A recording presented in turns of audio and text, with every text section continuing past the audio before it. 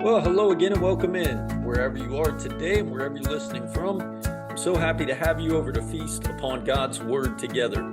Get your plate ready today and take a seat. It's the 44, which is Matthew 4:4. Man cannot live on bread alone, but by every word that proceeds from the mouth of God.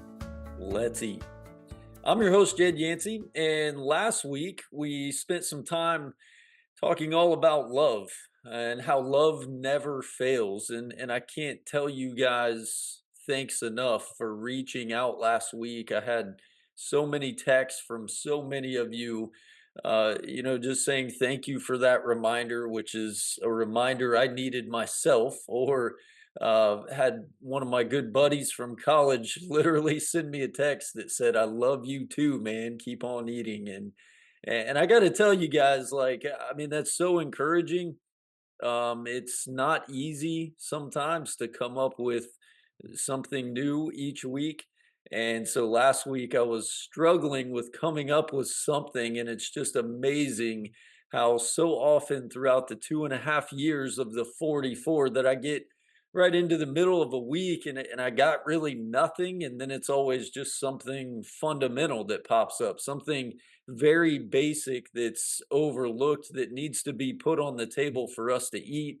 And that was love last week. And I hate to say this, but you're going to get a pretty steady diet of some fundamentals this week and next as well. Not in a bad way, because I would say, like love last week, I think based on what we're surrounded by and the times that we're living in, there are things that we forget, or maybe in some cases we even avoid altogether because we just don't like it, or we get caught up and we get carried away by life and the way of the world and what culture says. And so, actually, these next 2 weeks, we're going to eat up on some things in Jesus' Sermon on the Mount. And it's very likely at the very thought of going back to Jesus' most famous sermon that we come at it with an attitude of, "Oh man, I know all this already," or "I got all this already," kind of like love last week. But maybe, just maybe, you're wrong. And we all need this as a reminder. And so here we go. I think it's only appropriate to start where Jesus seems to start and where everything kicks off, really, is in Matthew chapter 5, I think, verse 13 and through verse 16, where Jesus begins most of this by saying, "You are the salt of the earth, but if the salt has become tasteless, how can it be made salty again? It's no longer good for anything except to be thrown out and trampled underfoot by men. You are the light of the world. A city that's set on a hill cannot be hidden, nor does anyone light a lamp and put it under a basket, but on the lampstand, and it gives light to all who are in the house. Let your light shine before men in such a way that they may see your good works and glorify your Father who is in heaven." Now, I know that just maybe 2 months ago or so, we talked about our time to shine. And we use this as an example, these times that we're living in, just how important it is that we understand, like, in the when and the where that we live today, like it's our time to step up. It's our time to insert ourself, the Christian, into the picture and lead by example. And I think what is so foundational that can't be emphasized enough is what Jesus says here. Like, we got to be the people that stay salty, that are different, and we taste good, and we shine our light, and we're bright, and we give light to all who are in the house. And in the way that I carry myself, most especially, here's what we're after, in our interactions with people in the world, and making sure that we're doing what we're doing, we're saying what we're saying, we're behaving in such a way that it makes God look good. Now, I'm not sure if you know this or not, but that right there is completely counterculture. That's living a life in the upside down world because, as you know, these days it's all about me, baby. Make myself look good, do what I do to make me look good. But for us, we who are Christians have to flip the script and have to be counterculture to where we do what we do not to make ourselves look good, but make God look good and make appeal to God and add some light and some flavor to the world. And so here's where it gets really hard to do that and is not something that we've talked about uh, in depth, and that is in our interactions with people. Because as you read the rest of this Sermon on the Mount, Jesus raises the bar to new heights in regards to how we are to treat people. And you may already know, like in this, Jesus takes this approach in his teaching by banking on the crowd already knowing some things or believing one thing. And so, over and over again, the theme after what we just read is, you have heard that it was said. And what Jesus is saying in this, as he speaks to this crowd of people, was for them to go in their minds to what they've been taught from the Old Testament. All these things he addresses in the "you have heard that it was said," in that way, were commonly understood by these people that he's talking to. It was widely accepted. It was believed teachings from the Old Testament. Now, that's not the hard part, or even for us, that's not the hard part. What the hard part of all of this is, when it comes to dealing with people and our interactions with people, is what Jesus says that comes after you have heard that it was said, in the form of a three-letter word, and that word is but. That but shows the counterculture nature that we need to have about us. And I cannot help but to look at these or read these things that we're going to look at these next 2 weeks and think, wow, like what you're saying here, Jesus, goes completely against everything that is our culture today, and also goes completely against everything that is my first instinct when I deal with people in my daily life. And so here we go. Let's look at a few of these today for your 44, and then a few next week as we go back to some of these really hard and yet fundamental things. The first one is in Matthew chapter 5, beginning there in verse 21. Jesus says this: "You have heard that the ancients were told, 'You shall not commit murder, and whoever commits murder shall be liable to the court.'" Okay, duh, right? Got it. That's kind of a no-brainer. Don't kill people, don't commit murder. But here's the next part: "I say to you, that everyone who is angry with his brother shall be guilty before the court. Whoever says to his brother, 'You good for nothing,' shall be guilty before the Supreme Court. Whoever says, 'You fool,' shall be guilty enough to go into the fiery hell." You see, if we begin to think that our responsibility as followers of Christ when it comes to dealing with people is merely that we aren't killers, we aren't murderers, well, that would be nice, right? I can accomplish that. But no, Jesus says, not exactly. And just going to be honest, this is likely the hardest one to hear today, because people these days are super easy to get angry with because of the way they act, because of the tone in their voice, because of what they post on social media, because of what they say, like all the things, people are very easy to get angry with. And yet, Jesus says, in essence, that God sees your heart. And if you have hatred in your heart towards your brother, you're just as guilty as the man who kills. How's that for difficult? How's that for raising the bar on how we treat people and interact with them? How's that for counterculture? And you know what's super interesting is you might be thinking, well, how in the world would someone even know if that's the kind of anger I have in my heart towards that person or towards a person? Or maybe it's, how would I even know whether or not that's me? And I'm guilty of what Jesus is saying here. Well, he makes it pretty obvious because he uses the two examples in verse 22, that it's likely going to show its face, or your guilt in this department is going to show its face through what you say, your words. In this case, you good for nothing, or you fool. And this is actually stems from a Greek word which means to say or to call someone an empty person, or it's a term that was used to vilify people. So, yeah, not even really sure where to go here with this. Like, you tell me, look around our world today. You tell me where this is not. Like, have you been on social media today? Have you turned on your TV today? I mean, we see it all over the place.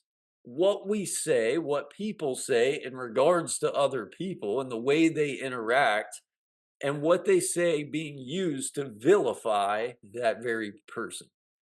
Like, brother or not, it's a pretty common thing nowadays to vilify people and to get used to that, to call them fools, to speak it out loud. You good for nothing, you sorry joker. Like, you know what Jesus says though? Don't do it. Fix your heart, man. It doesn't matter what they post, doesn't matter what they say, doesn't matter what they do. You be salt, you be light. Do what you do, interact with that person, even then, in such a way that it makes God look good. And if push comes to shove, this is me speaking here. How about we say nothing? We post nothing. That's hard to do, isn't it? And yet, when it comes to our dealings with people, it's everything that we should be. Here's number two. This one I like. Well, the first part, anyways. Verse 38. You have heard that it was said, an eye for an eye and a tooth for a tooth. I mean, I like this one, right? Don't you? Like, this is our instinct. You hit me and I hit you back. You steal from me and I take something from you. You yell at me and I yell back at you. You honk your horn at me and buddy, I'm going to lay the horn down right back at you until you let off yours. I mean, honestly, we're pretty comfortable these days with the way that it was said, right? Like, you better believe we are, because we like immediate justice, most especially if we can give it right back in the way that it was done to us. And the principle of this is immediate retribution. And it makes a lot of sense because it does keep things pretty orderly. Like, with this in place, an eye for an eye and a tooth for a tooth, I'm less likely to walk up to you and sucker punch you in the face if I know that you are able to rightly and justly turn right back around and karate chop me in the throat. It also makes a lot of sense from the standpoint of not dishing out tenfold punishment from what was done to me. Like, you punched me once, and I hit you back tenfold. But here it is, this three-letter word, but, verse 39. Jesus says, I say to you, do not resist an evil person. In fact, whoever slaps you on your right cheek, turn the other to him also. Now that's awesome, right? That sounds amazing. I love getting slapped, especially getting slapped twice. And so, as I've mentioned several times throughout certain episodes on the 44, growing up in a family of 10 kids, like, this is where my mind goes with this one. Oftentimes, even some foster kids added into the mix. So, tons of kids in the Yancey house. You can only imagine that there was never any kind of immediate retaliation or retribution in the Yancey house growing up, right? Wrong. Like, I was the youngest boy in the house, and so if I got hit by one of my older brothers, I was usually smart enough to know I couldn't take them one on one for some immediate retaliation or retribution. So I would wait until the right time, knowing that while I couldn't fight them one on one, I could still get them back and I could outrun them. I'd pick the perfect moment and get my eye for eye, tooth for tooth moment and hit back or throw something at them because I had pretty good aim. And then I would run. Like, that's how the you've heard that it was said part works, right?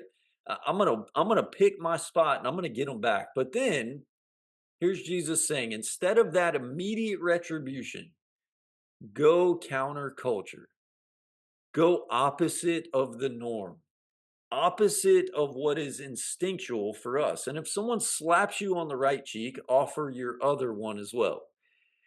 Now, this is pretty significant the way that he says this, because if someone right-handed slaps you on the right cheek, how are they slapping you? That's backhand style, right? Which, as we know, not only in today's world, in today's culture, is that disrespectful, but it was at that time too when he's speaking these words. Like, not only disrespectful, but completely insulting and humiliating. I actually read somewhere, not sure how true this is, but that there was a separate penalty in these days that Jesus was living for slapping someone backhanded versus slapping them forehanded. That's crazy, right? It is for us. And so, can you even imagine how counterculture this was for these people that are listening to Jesus? And so, let's go here on this one. Is there someone in your life who you would say has it out for you? Someone in your life waiting to take that first shot and you know it, and they do too. Like, what happens when they walk in the room? What happens in your dealings with them? Do you immediately jump into Karate Kid mode and you're ready to fight? You're ready to, to get to grapple with them.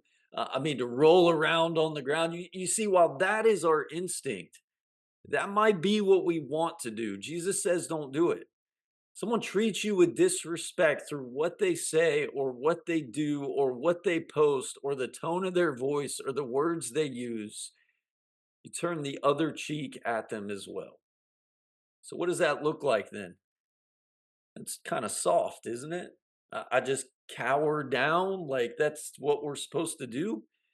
Well, kinda, maybe, but I think more than that, for us, what it means is I don't fire right back. I don't give them the side eye. I don't give them my world famous eye roll. And while we may feel like it's doing nothing, Jesus says interacting with people this way, even when they're out to get you, will bless your life. It'll leave a lasting impact on that person. And most of all, it'll make the God you serve look really good. You see, if we're going to be salt, if we're going to be light, if we're going to be different, when it comes to this one, the easy route to take is where Jesus started, eye for an eye and tooth for tooth. But he says, don't take that route. Don't go at dealing with people the same way the world does it. Do it this way. And let me ask you right here, did anyone do this better than Jesus? Like, think of all the moments we know about where he was harassed, or he was beaten, or he was spat on, or he was betrayed, he was verbally abused, he was literally backhanded, he was unjustly arrested. Eye for an eye and a tooth for a tooth tells us, as you already know, Jesus, of all people, had more than enough opportunity to be all that everyone else was and that culture was to him, and beat back and spit back and backstab back and backhand them back. That's a lot of backs, but like immediate retribution in the context of what Jesus could have done, eye for an eye and a tooth for a tooth. How many examples could he have dished it right back at him? And yet, he didn't. You're 44 today. You've heard that it was said. Or maybe for us, you know the way the world responds. You know the way the world acts. You maybe know the way that you were raised and the way our culture talks and the way that they post stuff, but you be different. Christians, be counterculture as hard as it is, and will always be. Jesus doesn't just speak this or teach this or say this. We can see that he lived it. Let us do the same. Be salt, be light, be different, be counterculture, and do what you do, not to make yourself look good, but to make him look good and come to a point where the people we're interacting with are glorifying your Father who is in heaven. Thank you guys so much for listening today. We'll take on a few more of these next week, but until then, I love you. And until next week, keep on eating.